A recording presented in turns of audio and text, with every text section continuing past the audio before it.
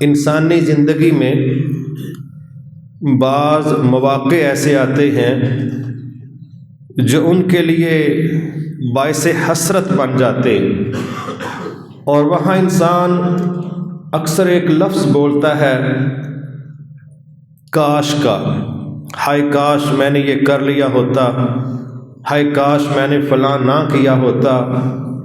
یہ لفظ اس کی زندگی میں کئی مقامات پر استعمال ہونے کا ماحول بنتا ہے۔ مثال کے طور پہ بندے کے پاس صحت تھی، اس نے اس صحت کا اس طرح استعمال نہیں کیا جس طرح بیماری کی حالت میں وہ ضرورت محسوس کرتا ہے۔ اس وقت پھر اس کی زبان سے یہ جملے نکلتے ہیں، ہائے کاش اگر آج میں اسی طرح فٹ ہوتا، سیٹ ہوتا تو میں یہ بھی کرتا، وہ بھی کرتا، فلاں بھی کرتا۔ یہ حسرتیں کب ہیں؟ جب وہ اپنی صحت سے محروم ہو چکا ہے، اور جب اس کے پاس صحت تھی اس وقت اس نے اس کا صحیح فائدہ نہیں اٹھایا۔ ایسے ہی صلاحیت ہے انسان کے پاس، بعض اوقات ایسا خوبصورت وقت گزرتا ہے، وہ اچھا دیکھ سکتا ہے، وہ اچھا سن سکتا ہے، وہ اچھا بول سکتا ہے، وہ اچھا چھو سکتا ہے، وہ صحیح دوڑ سکتا ہے، وہ صحیح سوچ سکتا ہے، وہ درست فیصلے کر سکتا ہے، مگر پھر ایک وقت ایسا آتا ہے اس کی قوت سماعت و بصارت جواب دینا شروع کر دیتی۔ اب وہ پہلے کی طرح سن نہیں سکتا، بار بار کہتا ہے ذرا دہرانا بات کیا کی تھی، کانوں پر ہاتھ رکھ رکھ کے، آگے جھک جھک کے، پھر بار بار ریپیٹ کرتا ہے کہ شاید اب سمجھ آ جائے، لیکن اب اس کو صحیح سنائی نہیں دیا جا رہا۔ پھر وہ غور سے دیکھتا ہے، پھر کہتا ہے نہیں مجھے سمجھ نہیں آ رہی، میں نے نہیں پہچانا۔ اسی طرح وہ کہتا نہیں اب میں چل نہیں سکتا، دوڑنا تو بڑی دور کی بات، میرے اندر وہ قوت نہیں ہے، وہ گرفت نہیں رہ گئی، مجھے صحیح سمجھ نہیں آ رہی کہ میں اس پر کیا فیصلہ کروں، آپ نے کیا پوچھا تھا۔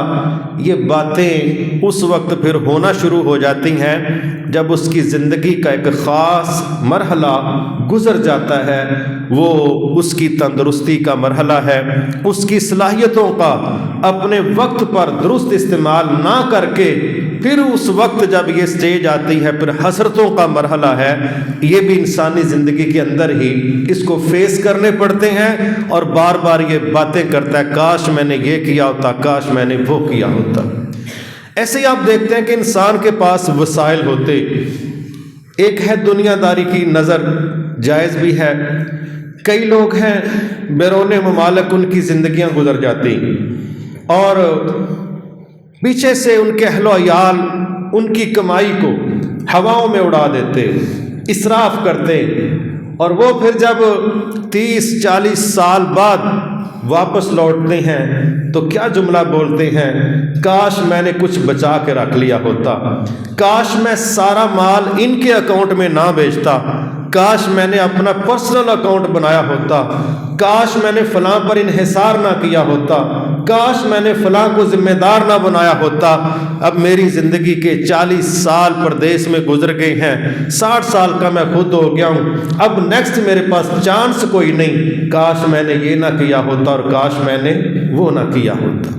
یہ انسانی زندگی میں روز سنائی دیے جانے والے جملے، ایسے ہی ہم دیکھتے ہیں یہ زندگی کی چیزیں ہیں، لیکن ایک مرحلہ ایسا بھی ہے کہ اب تو شاید کاش کر کے ہم کچھ نہ کچھ کاشتکاری لیں، لیکن جب بندے کو موت آ جاتی ہے تو پھر اس کاش کا کوئی حل نہیں ہے، پھر کچھ کاشت نہیں کیا جا سکتا، کچھ بیجا نہیں جا سکتا اور کچھ کاٹا نہیں جا سکتا، پھر حسرتیں ہی حسرتیں، حسرتیں ہی حسرتیں۔ وہ اسپیشلی کون سی حسرتیں ہیں، وہ کون سے مواقع ہیں، وہ کون سے افعال ہیں، وہ کون سے معاملات ہیں کہ جن پر تذکرہ کر کر کے بندہ مرنے کے بعد کہے گا ہائے کاش میں نے یہ کر لیا ہوتا، کاش میں نے وہ بھی کر لیا ہوتا۔ ان میں سے چند ایک چیزیں جو بہت اہم قسم کی ہیں، اس پر قرآن نے بھی تبصرہ کیا ہے۔ انہی میں سے چند ایک میں آپ کے سامنے اپنی نصیحت کے لیے، آپ کے فائدے کے لیے پیش کرنا چاہتا ہوں۔ اللہ سے دعا ہے اللہ درست بات کر کے سمجھ کی توفیق دے، عمل کی توفیق دے، اور اللہ تعالی ہمیں حسرتوں والے مرحلوں سے دنیا میں بھی محفوظ رکھے اور مرنے کے بعد بھی محفوظ رکھے، اور ہر چیز اور ہر خیر کا کام ہمیں کرنے کی اللہ توفیق عطا فرمائے۔ اس میں ایک مرحلہ ایسا ہے کہ ہماری ایک بہت بڑی تعداد جو کہ اپنے کاموں میں مصروف ہے، ان کے پاس آخرت کی تیاری کے لیے اس طرح کی سوچ نہیں ہے، اس طرح کی جد و جہد نہیں ہے، جس طرح کے مرنے کے بعد جب اعمال سامنے آئیں گے تو اس وقت پھر وہ جملہ جو بولے گا، اللہ تعالیٰ نے وہاں پر اس کا تذکرہ کیا ہے۔ یقیناً ہر شخص ہی وہاں ایک ایک نیکی کو ترسے گا، ایک ایک نیکی کو۔ آپ اس سے بڑھ کے اس حالت کو اور کس طرح سمجھ سکتے ہیں کہ جس وقت خاوند کہے گا کہ میری جگہ میری بیوی کو لے جاؤ، بیوی کہے گی میری جگہ میرے خاوند کو لے جاؤ، اولاد کہے گی ہماری جگہ ہمارے ماں باپ کو لے جائیں، اور ماں باپ کہیں گے ہماری جگہ ہماری اولاد کو لے جائیں، مجھے بچا لے کسی طرح۔ اس کیفیت میں ہمیں سمجھنا چاہیے کہ کوئی کسی کا بننے کے لیے تیار نہیں ہے، کوئی کسی کو لفٹ کروانے کے لیے تیار نہیں، کوئی کسی کو ایک نیکی دینے کے لیے تیار نہیں ہے۔ ایسے مرحلوں پر پھر یہ احساس تو ہوتا ہے نا، جس کا تذکرہ اللہ نے قرآن مجید میں کیا۔ بندہ کیا کہے گا؟ یا لیتنی قدمت لحیاتی، ہائے کاش اس زندگی میں جس میں اب مجھے فیس کرنا پڑ رہا ہے، جس کا اینڈ کوئی نہیں، اختتام کوئی نہیں، یہ وائنڈ اپ ہونے والا سلسلہ نہیں، کاش اس زندگی کے لیے میں نے آگے کچھ بھیجا ہوتا۔ اب یہ کب بات ہو رہی ہے؟ جب بھیجنے کا موقع نہیں، جب بھیجنے کا موقع نہیں۔ میرے محترم بھائیوں، میں سمجھتا ہوں کہ یہ وقت ہمارے پاس ہے۔ جس طرح ہم بیرون ممالک بیٹھے ہوتے یہ سوچتے ہیں کہ کل کی کاش سے بچنے کے لیے آج بہترین طریقے سے مینج کر لیں، پلان کر لیں، اسی طرح آج ہم زندہ ہیں، ہمارے پاس موقع ہے، ہم اس کا جائزہ لے لیں ہم آگے کیا بھیج رہے ہیں۔ اس پر اللہ تعالیٰ نے ایک اور جگہ بھی کہا تھا وَلْتَنْظُرْ نَفْسٌ مَا قَدَّمَتْ لِغَدْ، ہر نفس، ہر شخص، ہر مرد، ہر عورت اس بات کا جائزہ لے اس نے آنے والے کل یعنی قیامت کے لیے آگے کیا بھیجا ہے۔ میرے محترم بھائیوں، یہ وہ توجہ ہے جو آج کریں گے تو فائدہ ہے، آج کریں گے تو اس کا فائدہ ہے، لیکن جب وہ وقت آ گیا جب یا لیتنی ویلنی، جب یہ الفاظ ہم استعمال کریں گے میرے لیے ہلاکت ہے، ہائے کاش یہ ہوتا، اس وقت اس مسئلے کا کوئی حل نہیں۔ اب یہ میں بھی دیکھوں، آپ بھی دیکھیں، ہم نے آنے والے کل کے لیے یعنی قیامت کے لیے آگے کیا بھیجا ہے، جہاں اتنی ڈیپلی رپورٹ ہے۔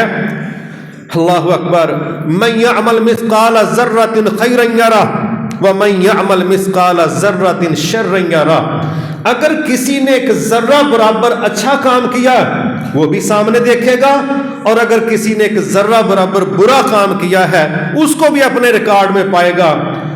لا یغادر صغیرۃ ولا کبیرۃ الا احصاها، کفار باقاعدہ اس پر بھی حسرت کریں گے، کیا ریکارڈ بنا کے لائے ہو فرشتوں، کس طرح کی رپورٹ کر کے لے کے آئے ہو، تم نے نہ کوئی چھوٹی بات چھوڑی ہے نہ کوئی بڑی بات چھوڑی ہے، ہر چیز کو مینشن کر کے لے آئے ہو، ہر بات کو لکھ کے لے کے آئے ہو۔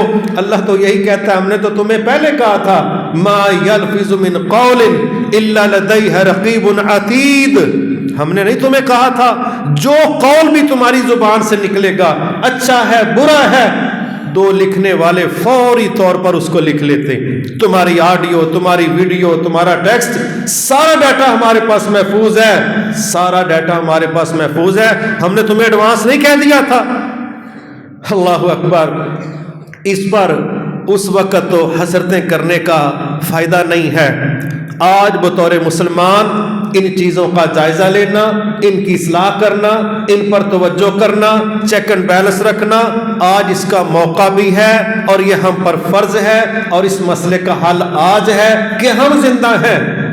جب لوگوں نے کہہ دیا نا انا للہ و انا الیہ راجعون، پھر اس کا کوئی حل ہمارے پاس نہیں ہے۔ اللہ ہمیں بر وقت اس کا حل کرنے کی توفیق عطا فرمائے۔ ایک چیز یہ ہے، پھر ایک اور چیز ہے، ہم جتنے بھی برائی کے کام کرتے ہیں وہاں پر ایک عجیب قسم کی بے نیازی کہہ لیں، جہالت کہہ لیں، بے خوفی کہہ لیں، شوخا پن کہہ لیں کہ ہم احتساب کا جو تصور ہے، جواب دہی کا، یہ ہمارے ذہنوں سے اکثر ڈیلیٹ ہو جاتا ہے۔ جب بھی ہم برے کام کرتے ہیں تو اس وقت سب سے پہلی جو ہمارے ذہن میں ایک سوچ پیدا ہوتی ہے، کون پوچھنے والا ہے، اس میں کیا حرج ہے، اس میں کون سی قیامت ٹوٹ رہی ہے۔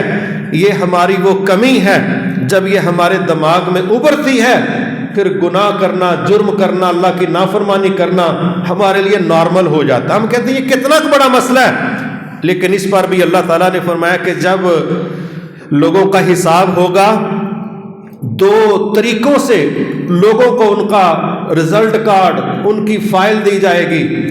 بعض لوگ ہوں گے ان کو ان کا نامہ اعمال، ان کی رپورٹ، ان کی کارکردگی ان کے دائیں ہاتھ میں دی جائے گی، اور بعض لوگ وہ ہوں گے جن کو ان کا نامہ اعمال، ان کی رپورٹ ان کے بائیں ہاتھ میں دی جائے گی۔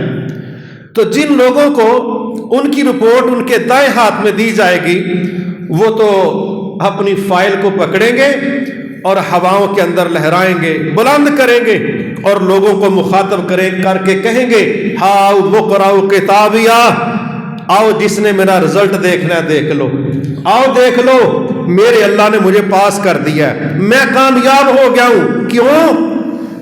میرا یقین تھا کہ میرا حساب ہونا ہے۔ یہ کون کہہ رہا ہے؟ جس کا اعمال نامہ اس کو دائیں ہاتھ میں ملے گا وہ کہے گا لوگوں آؤ میرا رزلٹ دیکھنا دیکھ لو، میرے نمبر چیک کر لو، میری پوزیشن دیکھ لو، مجھے اللہ تعالیٰ نے کامیاب قرار دیا ہے، اور ساتھ کہہ رہا ہے مجھے یقین تھا کہ میرا حساب ہونا ہے۔ یہ جملہ جو ہے نا اس کا کہ میرا یقین تھا کہ میرا حساب ہونا ہے، اس کا مطلب ہے اس یقین کی وجہ سے وہ زیادہ سے زیادہ اچھے کام کرتا رہا، اور آج اس کی رپورٹ اس کے دائیں ہاتھ میں دی گئی ہے، اور وہ چھپانے کی بجائے کیا کہہ رہا ہے؟ آؤ جس نے پڑھنی ہے پڑھ لو کیونکہ میرے رب نے مجھے کامیاب کر دیا۔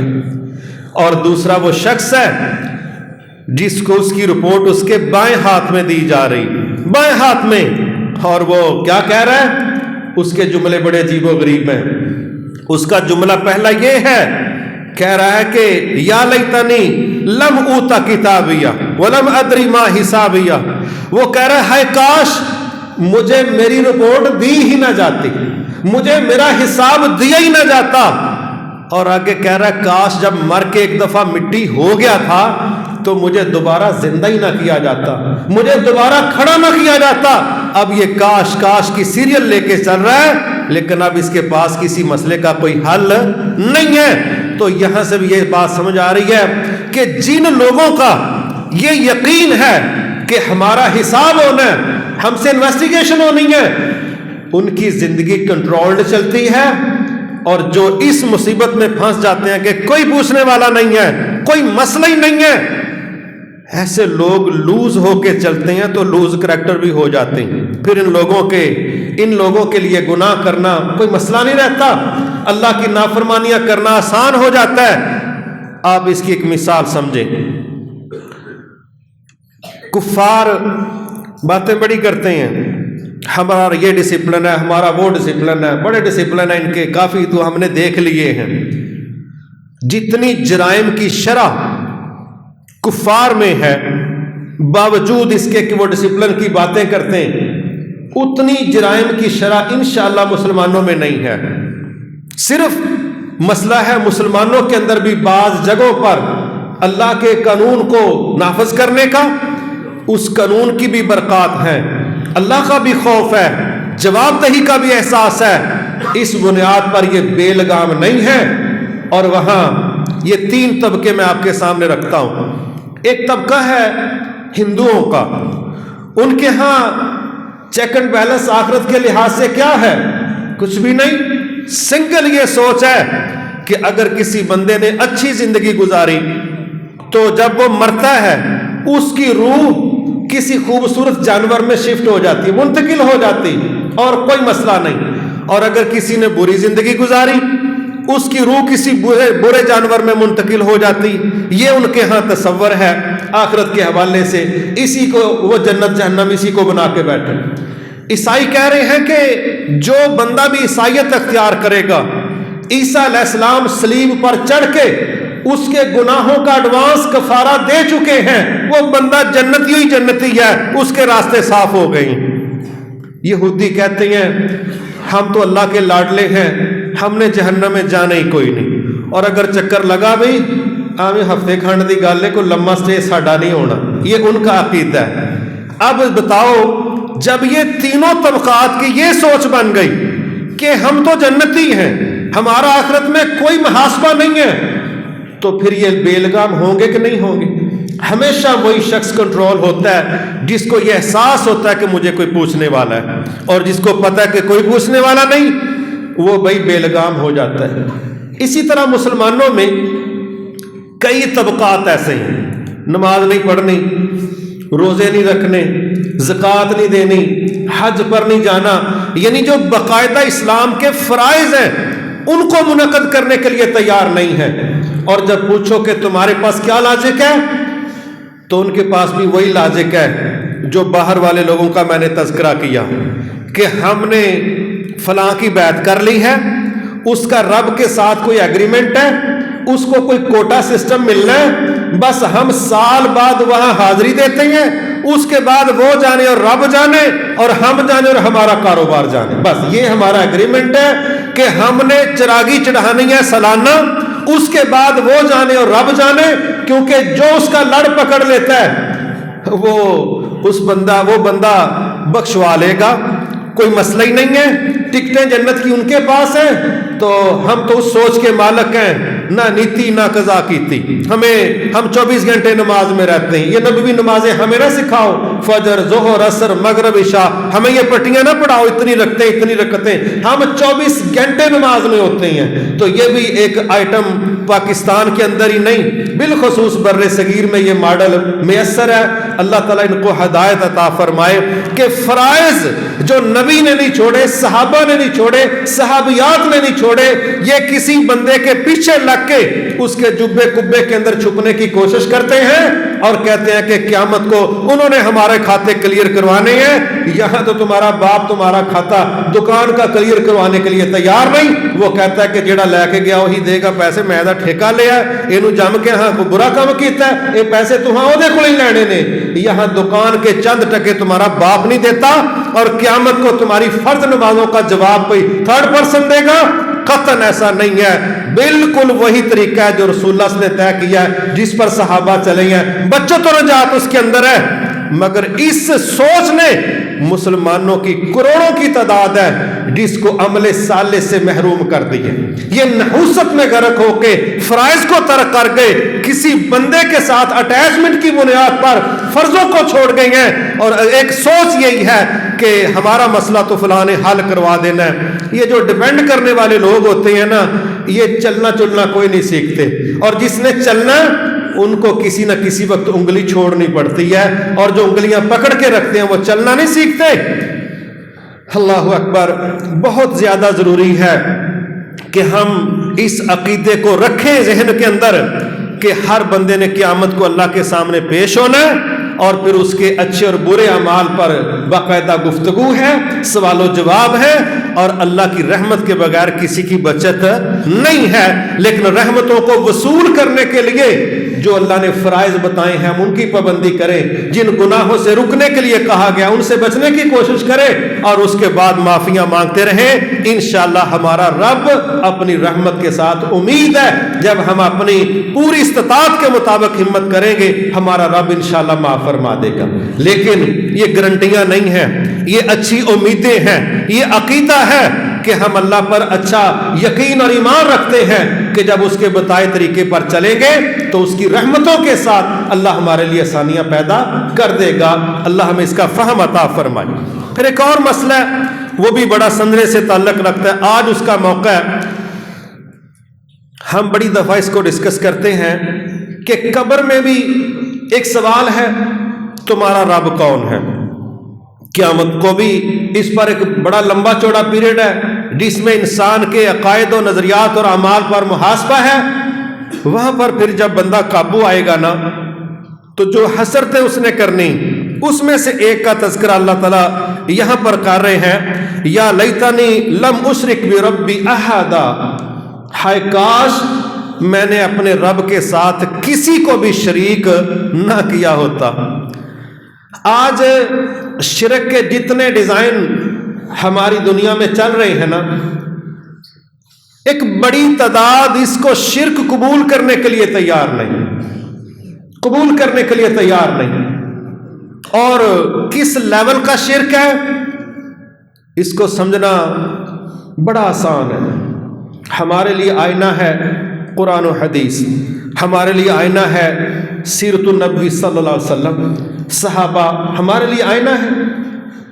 اب بڑا سادہ سا یہ طریقہ سمجھایا گیا کہ کوئی کائنات کے اندر اللہ کی برابری کرنے والا نہیں. یہ ایک میں مثال دینے لگا ہوں. وَلَمْ يَكُنْ لَهُ كُفُوًا أَحَدٌ، اللہ کی برابری کرنے والا کوئی نہیں. ایک جگہ کہا لَيْسَ كَمِثْلِهِ شَيْءٌ، اللہ کی طرح کی کوئی شے بھی نہیں. یہ دو آیات ذہن میں رکھیں اور پھر اس چیز کو سمجھیں کہ جو صلاحیت اللہ کی ہے، یہ موٹی سی بات کرنے لگا ہوں، وہ صلاحیت دنیا میں کسی کے پاس نہیں ہے. جو صلاحیت اللہ کے پاس ہے دنیا میں وہ کسی دوسرے کے پاس نہیں. مثلا اللہ سمیع بصیر ہے، وہ سنتا ہے دیکھتا ہے. ہم بھی سنتے ہیں اور دیکھتے ہیں، لیکن اللہ کی طرح نہ ہم سن سکتے ہیں نہ ہم دیکھ سکتے. صفت ہے ہم سنتے ہیں دیکھتے ہیں، لیکن اللہ کی طرح جو کوالٹی ہے، جو لیول ہے، جو سٹینڈرڈ اللہ کا، ہم اس طرح نہ سن سکتے ہیں نہ دیکھ سکتے. اب ایک یہ چیز ہے کہ صلاحیتوں میں اس کائنات کا کوئی وجود اللہ کے برابر نہیں. اور اگر کوئی سمجھتا ہے وہ اول درجے کا شرک کا مرتکب ہے، اول درجے کا، درمیانہ نہیں ہے. وہ پہلی پوزیشن ہے اس کی مشرکین کے اندر کہ جو یہ سوچ رکھتا ہے کہ جو اللہ صلاحیت رکھتا ہے سیم صلاحیت فلاں کے پاس ہے. جس کا یہ عقیدہ ہے اس نے سورۃ اخلاص کی اس سورت کی آخری آیت کا بھی رد کرنے کی کوشش کی ہے، دوسری آیت کا بھی رد کرنے کی کوشش کی ہے. رب کہتا ہے میری طرح کا کوئی نہیں، اور بندہ اٹھے کہیں کا کوئی نہیں، میں تو 1000 ثابت کر سکتا ہوں جو تیرے سے ایسے ہیں. نہیں، جس کا یہ عقیدہ ہے اس کو آج اس کی اصلاح کرنی پڑے گی، کیونکہ اللہ کے برابر کسی کو سمجھنا یہ شرک ہے اور اس کی کوئی گنجائش نہیں. دوسری چیز ہے عبادات. ہم جو چیز بھی بطور عبادت اللہ کے لیے منعقد کرتے ہیں، اللہ کے علاوہ کسی دوسرے کے لیے وہ عبادت منعقد کرنے کی کوئی گنجائش نہیں. جیسا کہا گیا قل ان صلاتی و نسکی و محیای و مماتی للہ رب العالمین. ایک مسلمان کی نماز، اس کی قربانی، اس کا جینا مرنا عالموں کے رب اللہ کے لیے. ہم اللہ کے علاوہ کسی دوسرے کے نام کی قربانی نہیں دے سکتے، یہ عقیدہ ہے ہمارا. ہم اللہ کے گھر کے علاوہ کسی دوسرے کے گھر کا طواف نہیں کر سکتے. ہم اللہ کے علاوہ کسی دوسرے کے نام پر چڑھاوے نہیں چڑھا سکتے. یہ عبادات ہیں، یہ اللہ کے علاوہ کسی دوسرے کے لیے منعقد نہیں کر سکتے. اللہ کی ذات، اس کی صفات، اس کی عبادات، ان کو سمجھنا بڑا ضروری ہے کہ اللہ کی ذات میں کوئی شریک نہیں، اللہ کی صفات میں کوئی شریک نہیں، اور اللہ کی عبادات میں بھی کوئی شریک نہیں ہے. جو بندہ اس سوچ پر ہے انشاءاللہ اس کو عقیدے کے لحاظ سے قیامت کو پچھتانے کا موقع نہیں ہوگا. یہ فخر کرے گا، شکر کرے گا کہ جو قرآن و سنت نے بتایا تھا میں اس پر چلا ہوں. اللہ تعالیٰ انشاءاللہ اس کے لیے ثانیہ فرمائے. اور قرآن کہہ رہا ہے میرے برابر کوئی نہیں. بندے کہہ رہے ہیں برابر تو ہم بھی نہیں کر رہے، اسی تے 4 قدم گاہ بدائے نہیں. جب بندہ یہ جملہ بولتا ہے جو ہماری گاڑیوں کی بیک سائڈ پر لکھا ہوتا ہے کہ جو قسمت میں نہیں ہے وہ فلاں فلاں سے مانگ لے، تو اس کا مطلب ہے رب تو نہیں دینا چاہتا لیکن فلاں دے دے گا۔ تو پھر کھل کے کہو نا تمہارا رب وہ ہے، کھل کے کہو تمہارے رب اللہ سے زیادہ طاقتور وہ وجود ہے جو انسانوں میں سے تم نے سلیکٹ کیے ہیں، اور جس کا یہ عقیدہ ہے کہ جو رب نہیں دینا چاہتا وہ کوئی اور دے لے گا، انشاءاللہ مشرکین میں اس کو پہلی پوزیشن حاصل ہوگی، فیل ہونے کا تصور ہی نہیں۔ اس کو ایوارڈ ملیں گے بڑے گرم گرم، علاقے بھی گرم، بستر بھی گرم، اس لیے اس نے جہالت کی انتہا کر دی ہے۔ رب کہتا ہے میرے برابر کوئی نہیں، اور انسان اٹھ کے جہالت پیش کر کے کہے برابر، میں تو ان کو مانتا ہوں جو تجھ سے زیادہ طاقتور ہے، جو تو نہیں دے گا، وہ جس کی میں پوجا کرتا ہوں، جس کا میں پیروکار ہوں، جس کا میں فین ہوں، جس سے میں محبت کرتا ہوں، وہ تو تجھ سے زیادہ مجھے دینے والا ہے، تو نہیں دیتا تو نہ صحیح۔ جس کی یہ سوچ ہے اول درجے کا شرک پر وہ کھڑا ہے، اور یہ لوگ جب قیامت کو قابو آئیں گے تو کہیں گے ہائے کاش ہم نے اپنے رب کے ساتھ کسی کو شریک نہ کیا ہوتا، لیکن اس وقت ایسی حسرتوں کا کچھ فائدہ نہیں ہے۔ اللہ ایسے غلیظ عقیدوں سے ہمیں بچائے جس سے ہمارا رب ناراض ہو جائے اور دنیا والے بھی خوش نہیں ہوتے۔ پھر ایک اور چیز ہے وہ بھی بڑے سمجھنے والی ہے، انسانوں کی خرابی میں ایک بہت بڑا کردار اس کے ماحول کا ہے، اس کے دوستوں کا ہے۔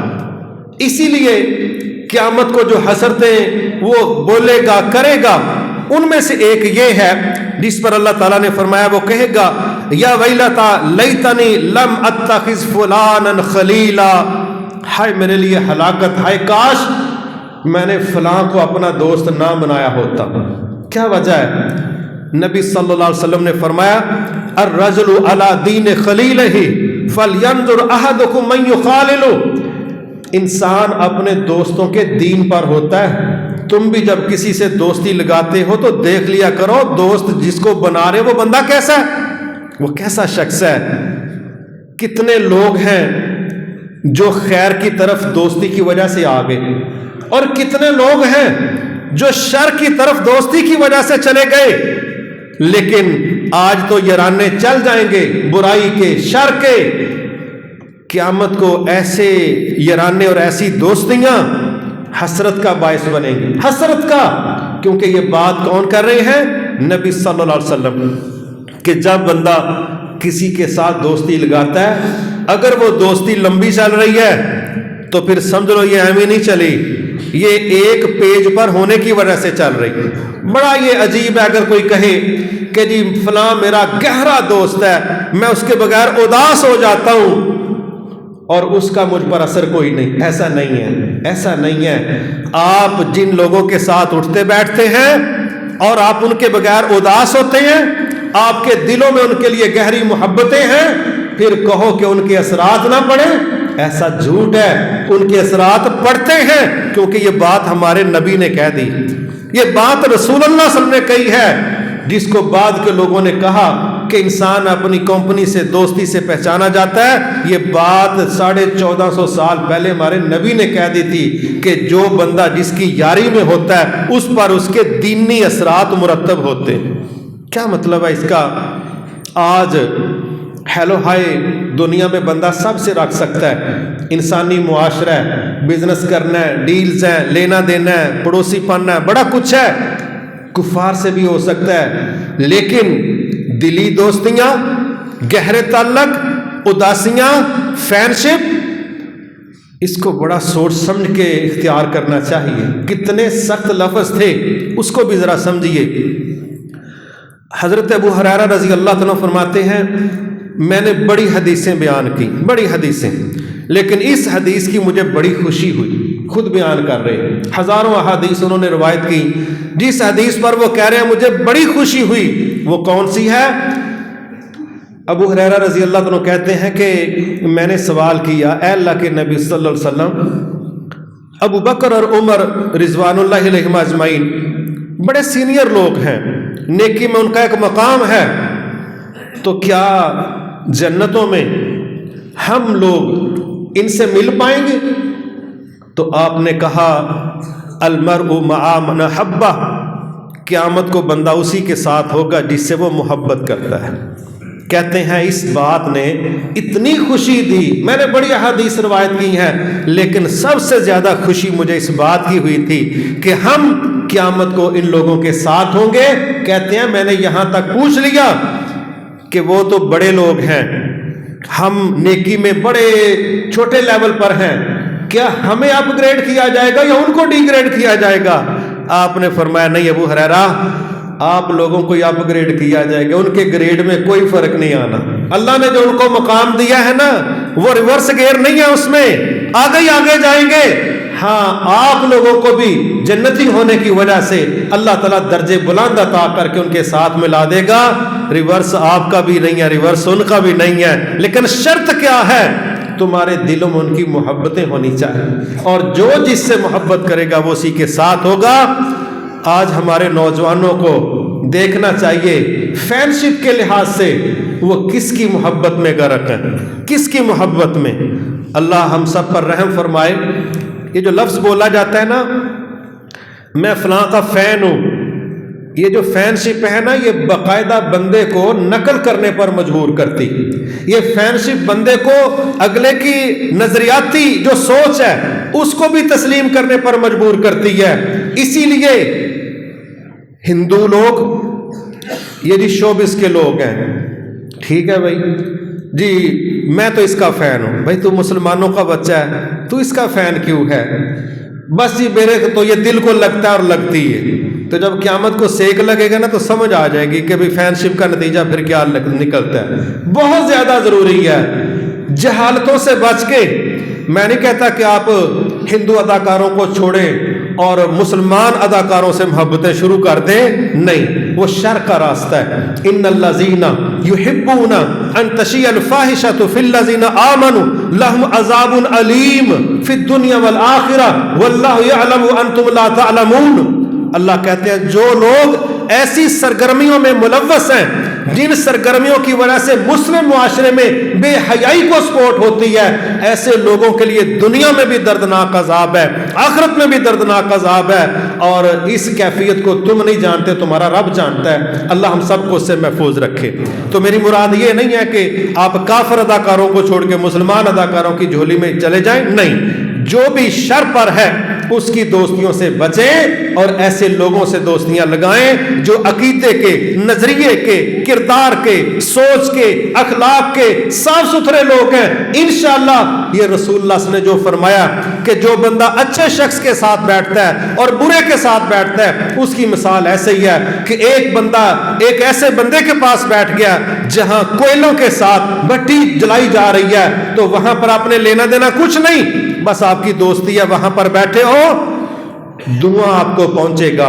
این ممکن ہے کوئی چنگاری اڑے آپ کے کپڑوں کو جلا دے، اور دوسرا شخص جو اچھے لوگ کے پاس بیٹھتا ہے اس کی مثال ایسے ہے جیسے کوئی خوشبو بیچنے والے کے پاس بیٹھ گیا۔ یہ مثال کون دے رہے ہیں؟ رسول اللہ صلی اللہ علیہ وسلم۔ عام بندہ نہیں ہے، آپ یہ مثال دے رہے ہیں، کہا کوئی لینا دینا نہیں ہے، صرف بیٹھنے کی وجہ سے نہ خریداری کریں، مفت میں خوشبو ملے گی، مفت میں۔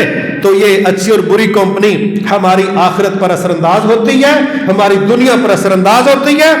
10 نوجوان بڑے اچھے ہو، ایک نشہ کرنے والا اندر بیٹھا ہو نا، ایک تو سب کا علاج کروا دیتا ہے وہ۔ 10 نوجوان گروپ ہے، 2 چوری کرنے والے ہیں، 8 نارمل ہیں، جب چھاپے پڑتے ہیں تو 10 بار ہی پڑتے ہیں، اور پھر گھر والے گالیاں دیتے ہیں کہ تم فلاں کے ساتھ بیٹھتے تھے، بیڑا گرک کروا دیا، ہماری بھی بےزتی کروا دی۔ ہاں، یہ دوستیاں پھر دنیا میں بھی رسوا کرواتی ہیں اور آخرت میں بھی حسرتوں کا باعث بنتی ہیں۔ اللہ تعالیٰ اس سے بھی محفوظ فرمائے۔ پھر اسی طرح ایک اور چیز ہے، اس پر بھی رسول اللہ صلی اللہ علیہ وسلم نے وضاحت کی، فرمایا قیامت کو وہ لوگ کہ جن کو اللہ کی راہ میں تکلیف آئی، اللہ کی راہ میں، اللہ کے کاموں میں، اللہ کے دین کے لیے تکلیفیں آئیں، اللہ کا مشن لے کے آگے چلتے ہوئے پریشانیوں کا سامنا کرنا پڑا، جب ان کو اللہ کی طرف سے اجر دیا جائے گا تو جو اہل عافیت ہیں، جن کو دنیا کے اندر اللہ کے لیے کوئی تکلیف نہیں آئی، جو بالکل بڑے پیک ہی رہے، انٹچ پیس رہے، جن کو کوئی تکلیف نہیں آئی، وہ جب اجر دیکھیں گے نا، اچھا اتنی تکلیف پر اتنا اجر مل رہا ہے، تو اللہ کے نبی فرما رہے ہیں کہ وہ اس وقت حسرت کریں گے، ہائے کاش اگر ہمیں پتا ہوتا کہ اتنی اللہ کے لیے تکلیف کا اتنا اجر ہے، اگر ہمیں پتا ہوتا تو کاش دنیا میں ہماری کھلڑیاں، ہماری کھالیں، ہماری جلد کینچیوں کے ساتھ کاٹ دی جاتی، لیکن ہمیں تو پتہ ہی نہیں تھا کہ اللہ کے راستے میں آنے والی اتنی کی تکلیف کا اتنا اجر ہے، کاش ہمیں پتا ہوتا تو یہ مرحلے بھی آ جاتے تو ہم فیس کرتے۔ یہ حسرتیں ان لوگوں کے لیے ہیں جو دنیا میں بڑے بچ بچا کے چلتے۔ حدیث میں آتا ہے کہ قیامت کو وہ جسم جس پر اللہ کی راہ میں کوئی نشان نہیں لگا، یہ خوبصورت نہیں گنا جائے گا، کیا گنا جائے گا؟ عیب والا، عیب والا وہ جسم گنا جائے گا، نقص والا، جس جسم پر اللہ کی راہ میں کوئی نشان نہیں لگا۔ ہمارے پاس تو آئی ڈی کارڈ میں بھی لکھانے کے لیے شاعروں کی طرح دائیں رخسار پر تل کا نشان لکھیں، بھائی اللہ کی راہ میں ہمیں کوئی نشان نہیں لگا، کوئی نشان نہیں۔ اور صحابہ ہیں 90 زخموں کے نشان، سارے کے سارے فرنٹ پر، کوئی شہید ہو گیا، کوئی زندہ ہو گیا۔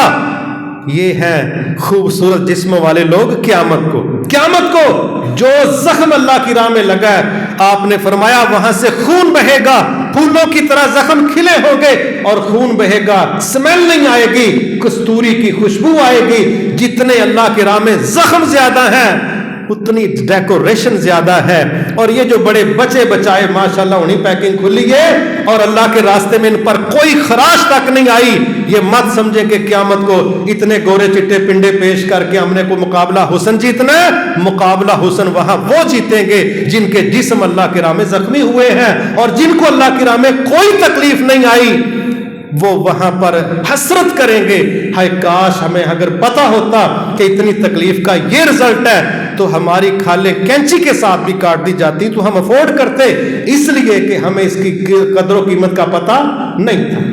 پھر ایک اور چیز ہے، بندہ زندہ ہے، وسائل ہیں، خرچ نہیں کر رہا، جمع کر رہا ہے، کر لیں گے کل پرسوں کر لیں گے، اچانک پیغام آ گیا جناب چلو، اس وقت کیا کہہ رہا ہے مجھے کوئی مہلت مل جائے نا خیر ہے، فَأَصَّدَّقَ وَأَقُمْ مِنَ الصَّالِحِينَ، میں چاہتا ہوں میں جلدی جلدی صدقہ کر لوں تاکہ میرا نام اس لسٹ میں آ جائے جو بڑے نیک لوگ ہیں۔ کب کر رہا ہے؟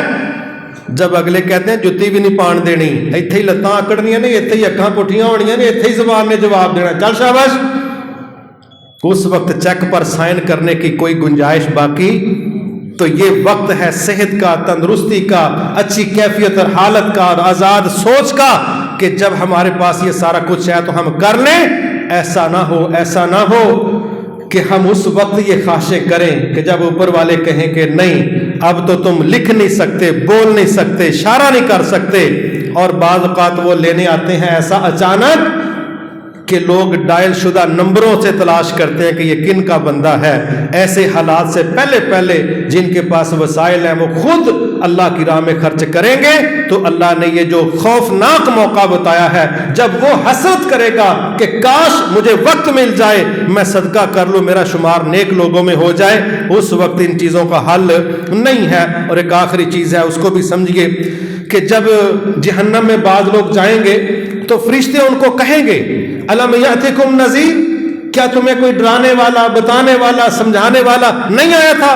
وہ کہیں گے قالو کیوں نہیں آیا تھا، لیکن ہم نے کہا نہیں ہمیں گلاں کری جان ڈے نے، اے کو گلاں نے، اے بھی اللہ نے کیا، وہ بھی اللہ نے کیا، گلاں نے کوئی۔ اس وقت پھر وہ کہیں گے وَقَالُوا لَوْ كُنَّا نَسْمَعُ أَوْ نَعْقِلُ مَا كُنَّا فِي أَصْحَابِ السَّعِيرِ، ہائے کاش اگر ہم نے بات سنی ہوتی، وَقَالُوا لَوْ كُنَّا نَسْمَعُ، ہمارے اوپر جبرائیل علیہ السلام نے وحی لے کے نہیں آنا، ہمیں کسی محفل میں، مجلس میں، پروگرام میں ہمیں سننے کے لیے جانا پڑے گا۔ وَقَالُوا لَوْ كُنَّا نَسْمَعُ، ہائے کاش اگر ہم نے سنا ہوتا اور عقل سے کام لیا ہوتا، مَا كُنَّا فِي أَصْحَابِ السَّعِيرِ، آج ہم دوزخ والوں میں سے نہ ہوتے۔ ہمارے پاس تو وقت ہی نہیں سننے کے لیے، بلکہ بعض ہستیاں ایسی ہیں ایڈوانس کہہ رہی ہیں اور پتہ سانو انہوں نے جو کہنا ہے، سبحان اللہ بھائی بالکل تو انہوں نے پہلے ہی پتہ مجھے اس نے کیا کہنا ہے۔ کل مجھے ایک بندہ ملا، کوئی پروگرام تھا، اس کے بعد پہلے تو اس نے خوب جاپانیوں کی تعریف کی میرے سامنے. پھر کہنے لگا عجیب مسئلہ ہے، آج کل کے علماء کی دعوت میں اثر نہیں رہا. نظر تو مجھے آ رہا تھا کہ اثر کہاں پر پڑے گا. میں نے کہا بھائی بات یہ ہے، آپ کی بات صحیح ہے، جو تقریریں کرتے ہیں دعوت دیتے ہیں یقیناً ان کو اپنی اصلاح کرنی چاہیے، عمل بہتر سے بہتر کرنا چاہیے، کوئی دوسری رائے نہیں ہے. جتنا عمل بہتر کریں گے اللہ وہ بھی قبول کرے گا، دعوت میں بھی اثر ڈالے گا. یہ دعوت دینے والوں کا فرض ہے، اس میں کوئی دوسری رائے نہیں. مگر میں نے کہا اگر ایک بندہ 15 کو علماء سنے اور 15 پر اقراس لگا دے، نہیں ہے نا جو کسی دی گل دا بھی میرے تے اثر نہیں ہویا. تو میں نے کہا پھر ایک مثال لوگ دیتے ہیں کہ بھئی جب ایک عورت کہتی ہے میں بنی نا بہو تو مجھے ساس صحیح نہیں ملی، اور جب میں ساس بن گئی پھر مجھے بہو صحیح نہیں ملی. تو جنوں گل سنان ڈئی ہے نا جو دماغ چ توڑی نہیں نہ پری تو انہوں سمجھ آ جاندی کہ اصل فالٹ کتھے. 15 علماء میں سے کوئی بھی تمہیں ایسا نہیں ملا جس کی بات کا تجھ پر اثر ہو، پھر اس بنجر زمین کا علاج کرواؤ نا، جس دل کے اندر زنگ لگا ہوا ہے کہ 15 میں سے کسی بندے کا تیری صحت پر کوئی اثر نہیں ہے، نہ آیات کا ہے، نہ حدیث کا ہے، نبی کی سیرت کا ہے، نہ کسی اچھے واقعے کا ہے، نہ کسی اچھے ماحول کا ہے، نہ مسجد کا ہے، نہ بازار کا ہے.